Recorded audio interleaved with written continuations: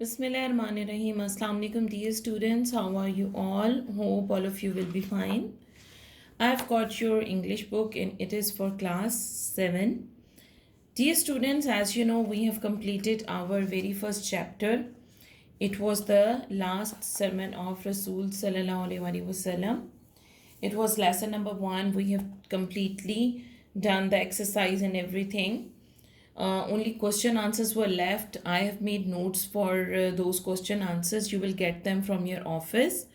और इस दफ़ा जब आपकी असेसमेंट होगी उसकी जो क्वेश्चन आंसर्स आपके लास्ट टर्मिंग के हैं वो भी उसमें इंक्लूड होंगे. Few question answers and they are easy. You must have to take those और उनको भी आप प्रिपेयर करेंगे. नेक्स्ट वीक आपके इंशाल्लाह मंडे को असेसमेंट होगी. उसमें आपके ये वो question answers of chapter number 1 and then the whole chapter number 2 will be included. So first of all, what we will do, we will take a look what is the topic we have. We have got the topic our village. Okay, our villages. So as you can see that it is related to the village life. So pre-reading, look at these illustrations. What do these illustrations refer to? And have you ever been to a Pakistani village? So dear students, here you can see we have got illustrations means examples और कोई मिसाल है, कोई picture है दी हुई है तो उसके ऊपर हम बात करते हैं कि ये देखें ये हमारे पास एक किसी विलेज की पिक्चर है. Here you can see we have got cattles and then mud houses and trees, fields. People are working here. So have you ever been to a village? आप में से कोई कभी गाँव गया है? It's always a very pleasant experience. तो इसकी हम रीडिंग करते हैं. You will do the reading with me. Once Anjum's father was very tired of his office work. So it's about a boy and his father's name was Anjum. He didn't know what to do. His wife suggested him to take a few days leave from his office and visit his parents in Noorpur village. अब क्या हुआ कि अंजुम के जो father हैं he was quite tired because of his एक्टिक routine. रोज़ाना जो वो काम करते बहुत थक जाते थे. तो उनकी जो वाइफ हैं अंजुम की मदर, उन्होंने उनको सजेस्ट किया, मशवरा दिया कि आप कुछ दिन का ऑफ लें, लीव लें, छुट्टी लें अपने ऑफिस से और आप नूरपुर विलेज में जो आपके पेरेंट्स रहते हैं, वालदैन रहते हैं, आप उनको विज़िट करें. He would be refreshed by living in the village. वहाँ पे अगर रहेंगे विलेज में तो वो बहुत तरोताज़ा हो जाएंगे, फ्रेश हो जाएंगे. After a few days he would return home quite fresh to take up his work again. और जब कुछ दिनों बाद लीव के बाद वो वापस आएंगे तो वो बहुत फ्रेश होंगे, एक्टिव होंगे और वो फिर अपनी जो रूटीन की लाइफ है उसको बड़े आराम से दोबारा स्टार्ट कर सकेंगे. So the next day, Anjum's father reached the beautiful village Noorpur, situated on the bank of a canal. तो अगले दिन जो अंजुम के फादर हैं वो नूरपुर गांव की तरफ गए. वो कैनाल कहते हैं नहर को, बैंक किनारा, तो वो नहर के किनारे उनका गांव था. तो वो वहाँ पहुँच गए. His parents were overjoyed to see him. Overjoyed means बहुत खुश हुए. His other relatives also gathered to welcome him. दूसरे जो उनके relatives के होते हैं रिश्तेदार, दूसरे जो रिश्तेदार हैं वो भी इकट्ठे हो गए, gathered इकट्ठे हो गए और उन्होंने भी उसको बहुत अच्छे से वेलकम कहा, खुश आमदेद कहा अंजुम के फादर को.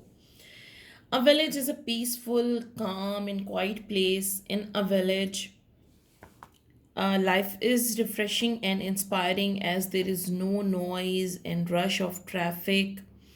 सो विलेज बेसिकली क्या है, एक बहुत पीसफुल, पुरअमन, सुकून वाली और खामोशी वाली जगह है.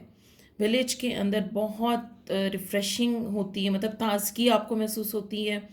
इंस्पायरिंग होता है कि जैसे मतलब आप किस चीज़ से बहुत इम्प्रेस हो जाते हो, बहुत मुतासर कौन एक चीज़ होती है कि आप इतनी फ्रेशनेस मतलब देखते हो कि आप उससे बहुत इम्प्रेस हो जाते हो. As there is no noise, क्योंकि वहाँ शोर नहीं होता, ट्रैफिक का रश नहीं होता. मतलब जैसे एक ट्रैफिक का एक शोर होता है, बेहंगम चल रही है, तेज़ी होती है उसमें ट्रैफिक में, ऐसी कोई चीज़ आपको विलेज में नज़र नहीं आती. Pakistan is a land of villages. Pakistan में बहुत विलेजेस हैं. Almost 70% of our total population lives in village. So you can see हमारी टोटल जितनी पॉपुलेशन जो पाकिस्तान की आबादी है, पॉपुलेशन उसका 70% हमारे पास विलेजेस में रहता है। The population of a big village में गो टू 5,000 और 6,000। तो जो आपकी पॉपुलेशन एक बड़े विलेज में है वो कितनी होती हैं, वो तकरीबन 5,000 से 6,000 होती हैं। और जो स्मॉल विलेज हैं usually they had a population of about 2,000 और लेस पीपल। तो उसमें क्या होता है कि जो स्मॉल विलेजेस होते हैं उनमें आपकी जो पॉपुलेशन है वो लेस होती है, और जो बड़े आपके विलेजेस हैं उनमें आपकी पॉपुलेशन कंपैरेटिवली ज़्यादा होती है। सो बॉक्स में जो हमारे पास है वो है identify the topic sentence in this paragraph. I guess the topic sentence should be the very first sentence. A village is a peaceful and quiet and calm place. Okay, so this was the most important line which tells us about the whole paragraph. ये हमें line बताती है कि मतलब ये कि असल में जो हमारी विलेज की लाइफ है वो क्यों इतनी इंस्पायरिंग होती है, रिफ्रेशिंग होती है, बिकॉज वो बहुत काम एंड क्वाइट प्लेस है, क्योंकि वहाँ पे लोगों की जो तादाद है वो भी इतनी ज़्यादा नहीं होती है as compare to the cities. The villagers live in simple houses, उनके बहुत सादा से घर होते हैं। Every village has masjid where people offer नमाज।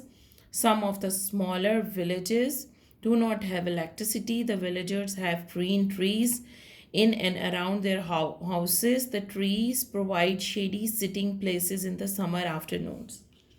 So हमारे जो घर हैं विलेजेस में वो बहुत सिंपल होते हैं, और हर विलेज में मस्जिद ज़रूर होती है जिसमें सब नमाज़ पढ़ते हैं। कुछ जो छोटे विलेजेस हैं उनमें तो अभी तक इलेक्ट्रिसिटी की भी लाइक फैसिलिटी नहीं है, इलेक्ट्रिसिटी नहीं होती।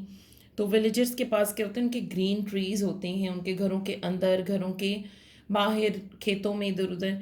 तो उससे क्या होते हैं, ये जो ट्रीज़ हैं ये शेडी सिटिंग प्लेसेस मीन्स सायादार बैठने की जगह होती हैं।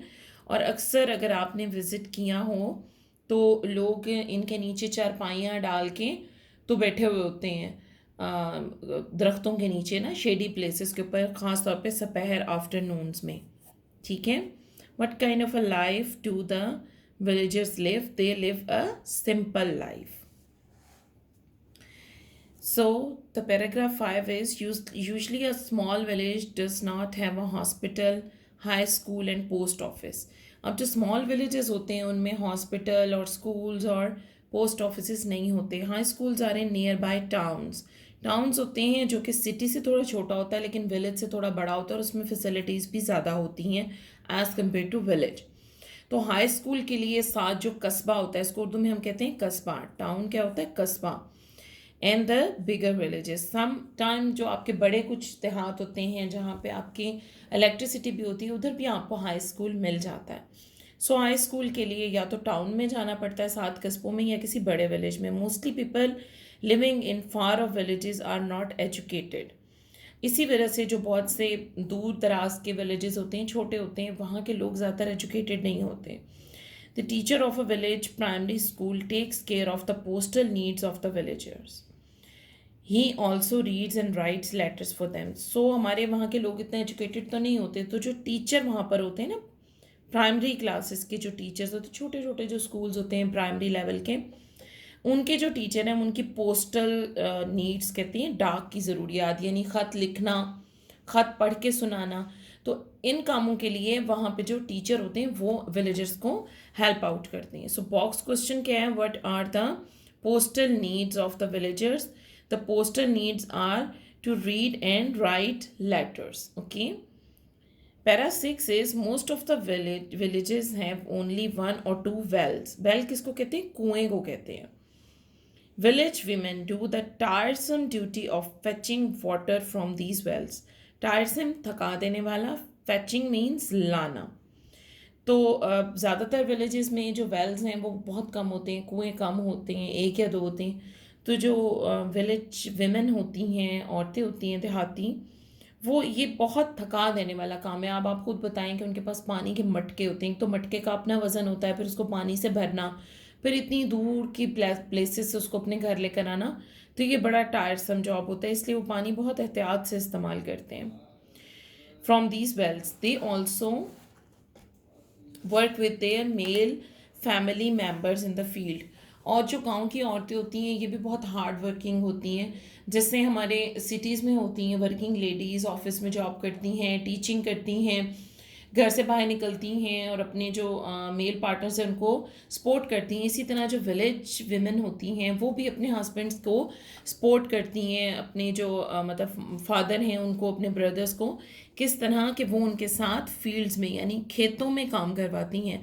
मेन आर मोस्टली फार्मर्स, ज़्यादातर जो मेन होते हैं वो फार्मर्स ही होते हैं आपके जो विलेज में हैं, who do the work of sowing, growing and harvesting crops. Sowing means बीज बोना, ग्रोइंग यानी उनको बड़ा करने में उनको मतलब पानी देना और उनको टेक केयर करना, लुक आफ्टर करना। हार्वेस्टिंग होता है फसल काटना।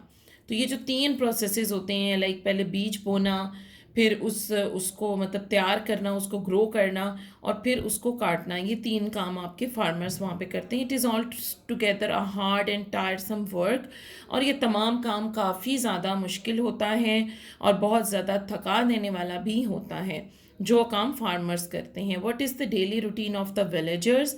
सो this you can see is the daily routine that they use to work in the fields. A village has a rural health center where patients are checked and given medicines. तो आपकी cities में जैसे hospitals होते हैं, clinics होते हैं, इसी तरह रूरल हेल्थ सेंटर्स होते हैं जो देहातों में बने होते हैं। ये हेल्थ सेंटर्स होते हैं, इनमें ये लोग पेशेंट्स जो हैं वो भी, मरीज़ जो हैं वो जाते हैं, उनका चेकअप भी होता है और उनको वहीं से ही मेडिसिन यानी दवाइयाँ भी दे दी जाती हैं। A village normally has small shops situated here and there. Villages में मोस्टली जो हैं वो छोटी छोटी दुकानें होती हैं। जैसे अब आप शहर में रहते हैं, आपके पास बड़ी दुकानें हैं, मॉल्स हैं, सुपर स्टोर्स हैं, जनरल स्टोर्स हैं। सो वहाँ पे जो स्मॉल शॉप्स होती हैं वो शॉपिंग इन बल्क, बल्क का मतलब होता है कि जब आपने इकट्ठी ज़्यादा और बड़ी शॉपिंग करनी होती है, the villagers have to go to the nearest town, तो उनको साथ के टाउन में जाना पड़ता है अगर उनको कहीं बल्क में शॉपिंग करनी हो। The village panchayat works for the welfare of the villagers and looks after the needs of the people. आपने अक्सर ये वर्ड सुना होगा, ये बड़ा इंटरेस्टिंग होता है कि पंचायत का सिस्टम होता है। Panchayat basically consist of the old and experienced and like influential people, ऐसे लोग जो उस गांव के अंदर मतलब बहुत मतलब जैसे बुज़ुर्ग होते हैं और मतलब उनका बहुत एक रोब होता है, दबदबा होता है और लोग उनकी बात बहुत मानते हैं, एक बड़ा ज़िम्मेदार होता है। तो ऐसे लोग जो हैं जो बहुत काबिल इज़्ज़त माशरे की नज़र में भी होते हैं और उनका कहना माना जाता है, वो लोग इस पंचायत के एक हेड होते हैं। और उनका काम क्या होता है कि वो गांव की जो फलाह बहबूद है, वेलफेयर यानी अच्छाई के जितने काम हैं, जो बेटरमेंट के काम हैं देहातियों की, उसको करते हैं और उनकी जितनी भी नीड्स हैं उसके लिए भी उनको हेल्प करते हैं और बैठ के उनके जितने मसले हैं उनको सॉर्ट आउट करते हैं, हल करते हैं। It helps the villagers by settling their disputes. Settling their disputes का मतलब कि डिस्प्यूट्स, उनके लड़ाई झगड़ों में उनकी सेटलिंग यानी सुलह सफाई करवाते हैं। ठीक है, तो ये होता है काम पंचायत का। It also helps in improving there working and living conditions. ये पंचायत का काम है कि वो उनको मशवरे देती हैं और उनको अगर किसी हेल्प की ज़रूरत है तो वो उनको हेल्प ना सिर्फ फाइनेंशली बल्कि फ़िज़िकली भी, कि लाइक अगर किसी को काम है तो उसको सजेस्ट करते हैं कि आपने अपनी जो खेत हैं या अपनी क्रॉप है उसको कैसे बेटर करना है। अगर किसी का इवन को फैमिली इशू होता है तो वो भी पंचायत के ज़रिए सॉर्ट आउट किया जा सकता है। What does the panchayat do for the villagers? The panchayat looks after the needs of people and works for the welfare of the villagers and also helps in settling their disputes. Okay, so this is going to be the answer of this box question. Next we have, on the whole the villagers are simple people. They live like a family. They share each other's joys and sorrows. On the whole अगर आप देखें तो villagers इस तरह रहते हैं जैसे एक family रहती है और ये एक दूसरे का ख्याल रखते हैं, एक दूसरे की खुशी में गम में एक दूसरे के साथ होते हैं। Our villagers have retained their old traditions and customs. retained का मतलब होता है बरकरार रखना, मेंटेन रखना, यानी किसी चीज़ को जारी रखना। their old traditions and customs means उनके रसूम और रिवाज। ठीक है, रसूम और रिवाज आपके डिफरेंट आते हैं, जैसे जो एक क्रॉप की हार्वेस्टिंग का सीज़न होता है, इसमें बड़ा एक एक वहाँ पे मेले का समा होता है और बड़ा अच्छे तरीके से वो उसको करते हैं और मिल के करते हैं। फिर उसके बाद वहाँ जो शादी ब्याह के मौके होते हैं, ईद वगैरह के त्यौहार होते हैं, डिफरेंट फेस्टिव्स होते हैं, मेले होते हैं। तो ये जितनी जो पुराने रस्म व रिवाज हैं, ये विलेजेस इनके ऊपर बहुत ज़्यादा मतलब वो करते हैं, इनका ख्याल रखते हैं और उसको रिटेन रखते हैं। Anjum's father enjoyed his stay with his parents. He came back to his home fully refreshed. तो हम as we were talking about Anjum's father, so he enjoyed his stay with his parents. तो वो अपने parents को visit करने गाँव गए, नूरपुर गाँव गए, तो उनका बहुत अच्छा रहा वो विजिट और वो बड़ा रिफ़्रेश होकर वापस आए, बिकॉज विलेज की जो लाइफ है बहुत काम क्वाइट और रिफ़्रेशिंग होती है. Alright, dear students, let's move towards the exercise. I hope that reading was quite interesting and easy for you. So here you have to match the words in column A with their meaning in column B. Fodder किसको कहते हैं? ये food होती है cattle के लिए, जिसको आप चारा बोलते हैं. लोन्स कर्जा होता है, money given to be return over a period of time. जैसे किसी को उधार पैसे दिए जाते हैं, उसको लोन कहते हैं. Population, inhabitants of village, town, city और कंट्री. तो गांव में, शहर में, मुल्क में जितने भी लोग रहते हैं उसको हम क्या कहते हैं? पॉपुलेशन कहते हैं. Surrounding is the neighbourhood of an area. किसी एरिया के आसपास हमसाय में जो चीज़ है उसको हम क्या कहेंगे? ये उसकी सराउंडिंग्स है. Fuel, material for burning. Fuel होता है बेसिकली ऐसा ईंधन होता है जो बर्निंग में यूज़ होता है, जैसे आप कोल है, वुड है, ठीक है, गैस इवन है, तो ये तमाम मटेरियल होते हैं बर्निंग के, तो इसको हम क्या कहते हैं? Fuel. Okay, next, consult a thesaurus and find the synonyms of the following words. तो हम लोगों को ये ढूंढने थे, ये मैंने आप लोगों के लिए सॉर्ट आउट कर दिया है. Exchange, what is the exchange? Synonym of exchange, interchange, trade, swapping, यानी एक चीज़ को तब्दील, मतलब एक्सचेंज का मतलब होता है कि आपने किसी से कोई चीज़ ली, अब आप उसे देखकर उसके बदले कुछ और ले लो. तो ये ट्रेडिंग भी एक तरह से होती है, इंटरचेंज भी इसको कहते हैं और स्वैपिंग भी बोलते हैं. प्रोड्यूस, मेक, बिल्ड, मैन्युफैक्चर, कोई चीज़ बनाना. Pollution, adulteration, contamination, tainting. इन तीनों का मतलब यही है.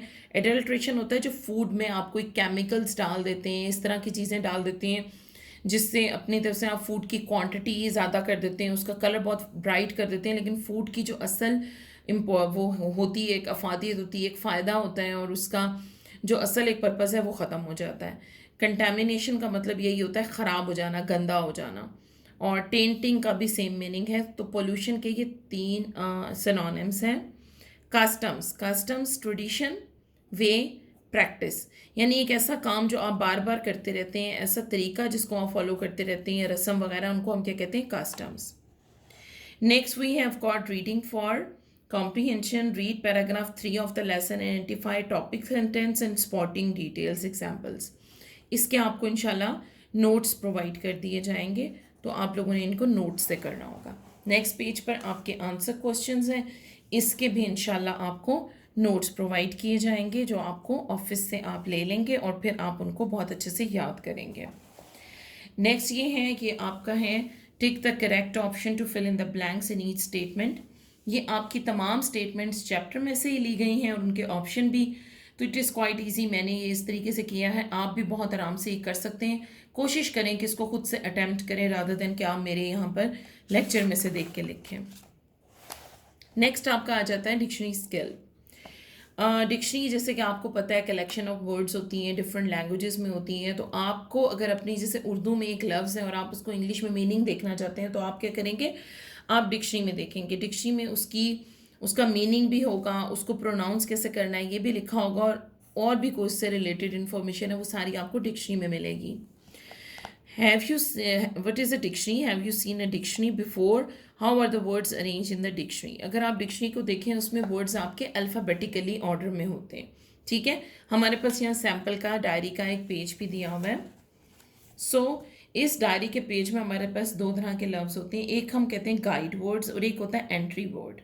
ओके, सो गाइड वर्ड क्या होता है? There are 2 bold faced guide words at the top of each page. Guide words help you find the word that you want to look up. The guide words on the right shows the last entry of the page.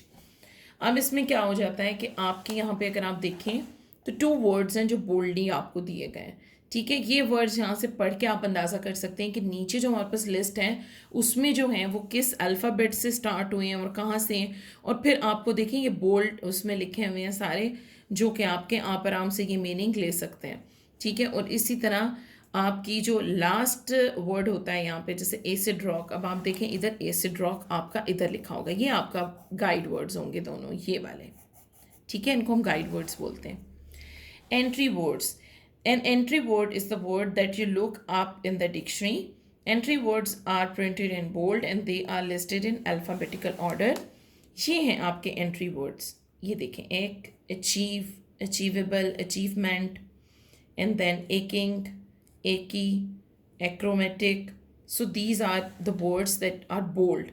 ठीक है, ये जो bold words हैं ये सारे आपके क्या हैं, entry words हैं. So here identify the guide words and entry words in the sample dictionary page.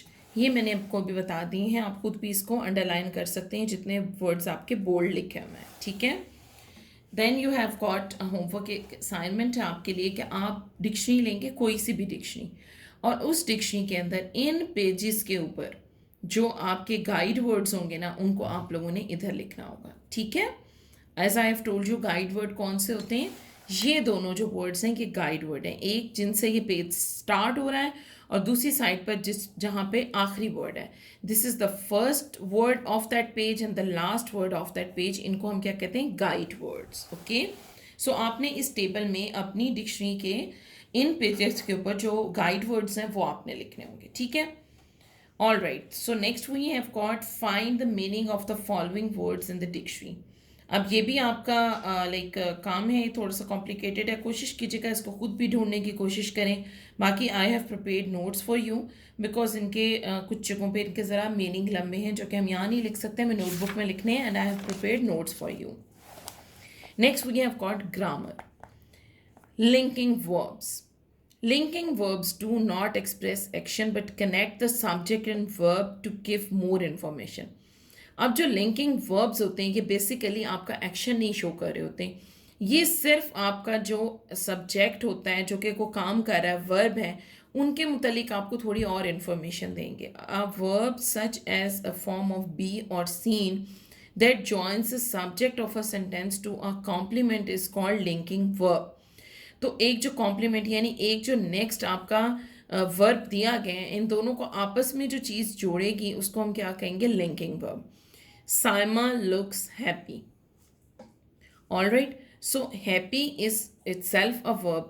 Looks, अब ये looks is a linking verb जो कि हमें बता रहा है कि साइमा हैप्पी है. तो साइमा और हैप्पी के दरमियान जो एक ताल्लुक को शो कर रहा है वो कर रहा है आपका लुक्स. सो हमारे पास यहाँ फ्यू एग्जाम्पल्स भी इसकी दी गई हैं. अब हम लोगों ने क्या करना है, इन सेंटेंसेस को कंप्लीट करना है. Okay, so lives, feels, helps, resembles, works, seem, be, looks. Okay, so all these words मैंने इसमें डाले हैं, आप देख सकते हैं. हो सकता है आपको इसके अलावा भी कोई लिंकिंग वर्ब मिल जाए, करेक्ट होना चाहिए ग्रामेटिकली. आप अपनी तरफ से भी इसके अंदर जो लिंकिंग वर्ब्स हैं वो पुट कर सकते हैं. Moving on to the next page, we have got prepositions. What are prepositions? A preposition is a word placed before a noun or a pronoun to show its relation to any other word of the sentence. अब आपके noun और pronoun के इससे पहले एक ऐसा word use होता है जो कि आपके जो बाकी सेंटेंस के अंदर वर्ड है उसके साथ उसका एक रिलेशन सा बनाता है, उसको हम क्या कहते हैं, preposition. She is fond of reading books. So what is this of? Of is a preposition. The sky is above our head. Arif lives with his parents. He goes to school daily. Okay? So इसी तरह आपको यहाँ पे words put करने थे. The cows are in the field. You should stand by her. He killed the snake with a stick. I know nothing about him. The dog jumped over the car. China is to the north of Pakistan. Okay?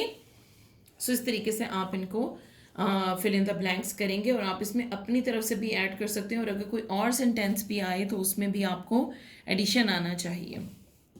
Compound prepositions अब क्या होती हैं?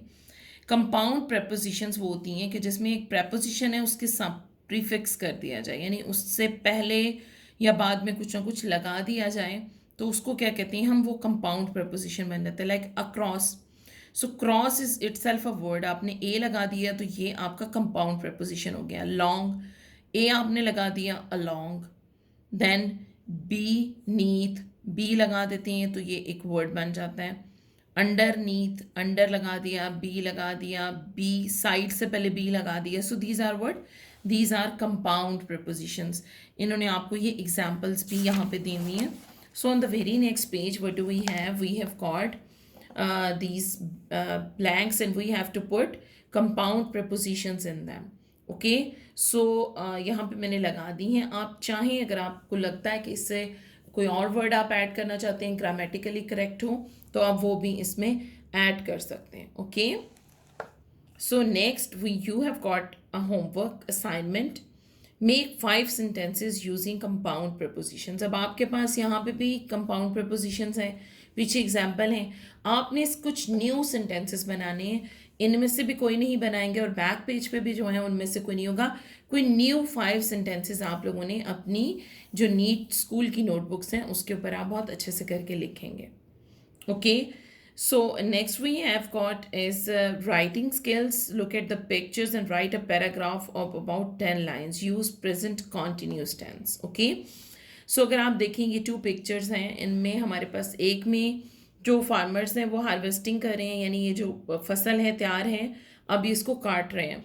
और दूसरी जगह ये हैं village की जो विमेन हैं, वो देखें पानी लेकर आ रही हैं, जैसे हमने आपको बताया था वेल से ये पानी लेकर आती हैं मटकों में, और बड़ा टायरसम जॉब है। तो हमने एक पैराग्राफ लिखना है 10 सेंटेंसेस का, जिसमें हम लोगों ने प्रेजेंट कॉन्टिन्यूस टेंस यूज़ करना है। इसके भी आपके मैंने नोट्स प्रिपेयर कर दी हैं। जो नेक्स्ट है ये आपकी प्लानिंग में इंक्लूडेड नहीं है। ओरल कम्युनिकेशन स्किल्स हैं। ये ओरल कम्युनिकेशन स्किल्स 2 करेक्टर्स बने हुए हैं, इन्होंने आपस में करने हैं। तो आप अपने घर में भी ये और ग्रुप एक्टिविटी, ये दोनों जो चीज़ें हैं ये आप अपने घर में अपने सिबलिंग्स के साथ, कज़न्स के साथ, इवन पेरेंट्स के साथ आप लोग इसकी प्रैक्टिस कर सकते हैं, आपस में बात कर सकते हैं। ठीक है, क्योंकि ये एक बेसिकली लाइक एक कन्वर्सेशन है कोई से 2 लोगों के दरमियान, तो ये प्रैक्टिस के लिए होती है बेसिकली। सो ये एक ओरल एक्टिविटी है, तो अपने घर पे इसको प्रैक्टिस ज़रूर करें। Next you have got suggested reading, ये आपके इंक्लूडेड नहीं है। ग्लॉसरी, ग्लॉसरी आपके तमाम वर्ड्स हैं जो यूज़ हुए हैं और देखिए इनके मीनिंग भी दिए हैं। बल्क, द ग्रेटर और main part of something, a large quantity. जैसे हमने शॉपिंग की बात की है कि एक बड़ी तादाद में आपने कोई चीज़ लेनी है तो उसके लिए आपको टाउन जाना पड़ता है। काम, silent, custom, accepted way of doing something in a society, यानी एक माशरे में काम करने का जो तरीका राइज होता है उसको हम कस्टम कहते हैं। डिस्प्यूट, डिसएग्रीमेंट और सम इशू, यानी आपका कोई किसी टॉप बात पे, किसी इशू के ऊपर आपका एक दूसरे से इख्तलाफ करना। So these are all the words of glossary. ये आपको आने चाहिए बिकॉज ये आपके MCQs की फॉर्म में आ सकते हैं। ठीक है, उसमें आपको वर्ड बताया जाएगा और आपसे पूछा जाएगा कि इन 4 ऑप्शंस में से इसका कौन सा बेस्ट मीनिंग है। तो ये ग्लॉसरी भी आपको आनी चाहिए, इसको अच्छे से रीड आउट कर लें। सो डियर स्टूडेंट, अल्हम्दुलिल्लाह we have completed our second chapter and we have done the exercise as well. So what you are going to do, you will learn it by heart. आपको ये आनी चाहिए और आपको जो इसके जितने क्वेश्चन आंसर्स वगैरह हैं, जो नोट्स हैं, वो आपके ऑफिस से प्रोवाइड हो जाएंगे। आप उन्हें लें, उनको अच्छे से याद करें। ठीक है, और इंशाल्लाह नेक्स्ट वीक आपकी इसकी असेसमेंट होगी। I hope that you have enjoyed your today's lecture. So inshallah next time we will meet with some new topic and new chapter. Till then, take very good care of yourself. Keep on learning. Allah Hafiz.